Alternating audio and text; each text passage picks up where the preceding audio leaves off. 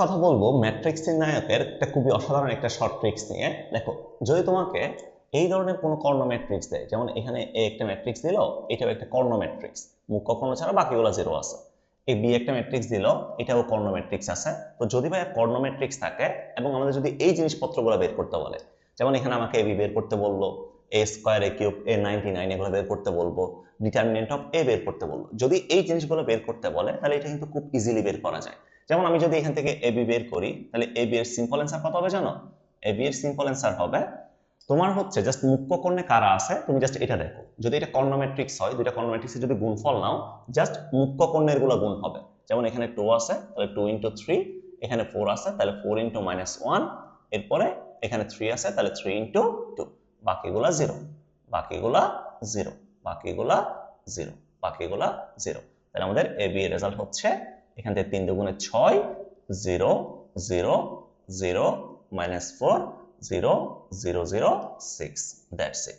তো আমরা যদি ভাইয়া দুইটা কর্ণ ম্যাট্রিক্সে যদি আমরা গুণফল নিই, জাস্ট মুখ্য কর্ণে যারা আছে, মুখ্য কর্ণে যারা আছে তাদের গুণ হবে, বাকিগুলো 0 বসাই দিবা, দ্যাটস ইট, কাজ শেষ। এরপর যদি আমাকে পাওয়ার বের করতে বলে, যদি পাওয়ার বের করতে বলে তাহলে পাওয়ারটা কেমনে বের করবা এটা একটু দেখো। যেমন আমাকে এখানে এ স্কোয়ার এ কিউব এ 99 বের করতে বলছে না, আমাকে যদি এ স্কোয়ার বের করতে বলে, দেখো এ স্কোয়ার যখন বের করতে বলবে, জাস্ট তুমি মুখ্য কর্ণে যারা আছে, মুখ্য কর্ণে যারা আছে তাদের উপর পাওয়ারটা দিয়ে দিবা। যেমন এ স্কোয়ার যখন বের করতে, তাহলে 2 স্কোয়ার, তারপর হচ্ছে 4 স্কোয়ার, তারপর হচ্ছে 3 স্কোয়ার, বাকিগুলা 0, বাকিগুলা 0, বাকিগুলা 0, ঠিক আছে, বাকিগুলো 0। জাস্ট পাওয়ারটা কার কাছে যাবে? মুখ্য কোণের পাওয়ারের উপর যাবে। যেমন তোমাকে যদি আমি এ 99 বের করতে বলি, তাহলে 2 to the power 99, 4 to the power 99, 3 to the power 99, বাকিগুলো 0, বাকিগুলো 0। বোঝা গেছে? বোঝা গেছে? সো তোমরা হচ্ছে এখান থেকে এ কিউব এ 99 এই দুটো তোমরা লিখে ফেলিও।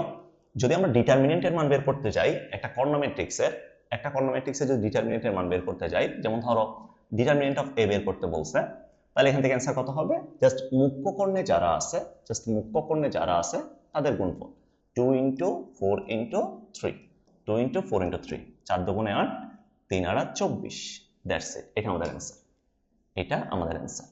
তাহলে ভাইয়া যদি তোমাকে একটা কর্ণ ম্যাট্রিক্সের নির্ণায়কের মান যদি বের করতে বলে, জাস্ট মুখ্য কর্ণে যারা আছে তাদের তাদের গুণ করে দিবা। যেমন তোমাকে যদি আমি ডিটারমিনেন্ট অফ বি বের করতে বলি, ডিটারমিনেন্ট অফ বি সমান কত আসবে?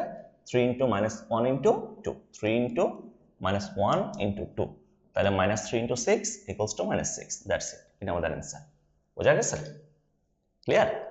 ওকে, সো আমরা নেক্সট ক্লাসে ম্যাট্রিক্স নিয়ে সুন্দর আরেকটা ট্রিক্স দেখবো। সবাই ভালো থাকো, আজকে পর্যন্ত, আল্লাহ হাফেজ।